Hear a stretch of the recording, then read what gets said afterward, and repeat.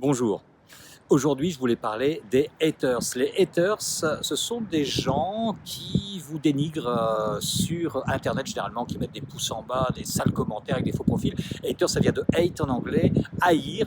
Et ces gens, les haters, les trolls, sont des gens qui viennent vous dénigrer. J'ai été victime de ce truc-là il y a quelques jours sur une de mes pages Facebook où quelqu'un avec un faux profil, bien évidemment, puisqu'il se cache, a commencé à balancer des trucs sur moi, des calomnies, des allégations fallacieuses, etc. J'ai demandé bien sûr en message privé ce qu'il me voulait, j'ai jamais eu de réponse, mais la personne a continué à dénigrer comme ça. Bon, alors, c'est comme ça, ce sont des gens qui font ça. Pourquoi font-ils ça? Est-ce que c'est par jalousie? Est-ce que c'est parce que c'est par manque de travail, manque de créativité? Donc quand ils voient la créativité des autres, ça les rend jaloux. J'ai eu il y a quelques temps quelqu'un, mais là c'était pas un hater parce qu'il agissait à visage découvert, je dirais, où il disait qu'effectivement il était un peu jaloux, puis que des fois il picolait un peu, puis que ça la rendait dingue. C'était un thérapeute et il était jaloux, puis on s'en expliquait et tout va bien. Mais donc là, ce sont des gens qui sont comme ça, qui dénigrent. Donc ça leur amène probablement quelque chose. C'est comme ça.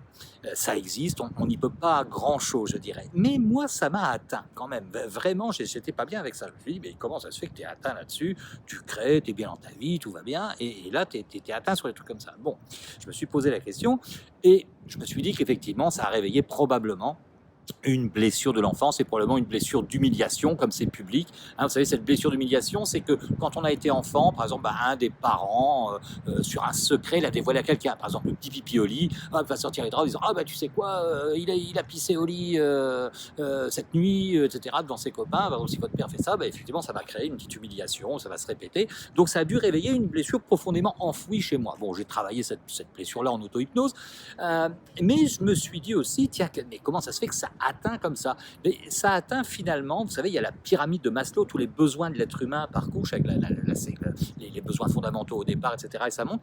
Ça atteint finalement toutes les strates de la pyramide quand on est atteint comme ça. Parce que ça joue sur la confiance, ça joue sur la créativité, ça joue sur notre place, sur le respect, sur l'ordre, etc.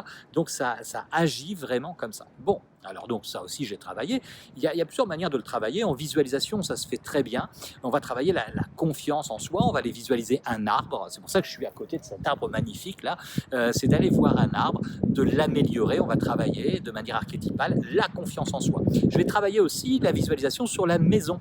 La maison, si je vais visualiser une maison et je vais repeindre la porte et notamment aussi les volets. Les volets, c'est l'apparence. C'est l'apparence qu'on donne aux autres. Donc si je repeins en visualisation, pour moi, dans mon esprit, de manière inconsciente, ça va travailler sur ma confiance, sur le rapport que j'ai aux autres. Donc voilà les deux petites choses que j'ai faites en plus en auto-hypnose. Et puis j'ai un carnet, vous savez, ceux qui me connaissent, j'aime bien les petits carnets, et je note tous les jours 3 choses que je fais de bien pour renforcer cette confiance, cette estime de moi. Bon. Ça, c'est le travail. Alors, ces haters, si vous voulez, tout le monde en a. Enfin, quand je dis tout le monde, pas vraiment, parce qu'il y a des gens qui font rien. Les illustres inconnus, les anonymes n'ont pas de haters. Les dictateurs non plus, parce que sinon, ils se font tirer une balle dans le buffet, donc eux n'ont pas de haters. Les haters viennent quand on est créatif, quand on propose des choses, quand on fait des choses. Donc, c'est plutôt bon signe d'avoir des haters, parce que, effectivement, ça veut dire qu'on existe, qu'on propose. On ne peut pas plaire à tout le monde, et c'est normal. Et puis, ces haters, ils nous obligent finalement à travailler un peu plus, à aller encore plus loin.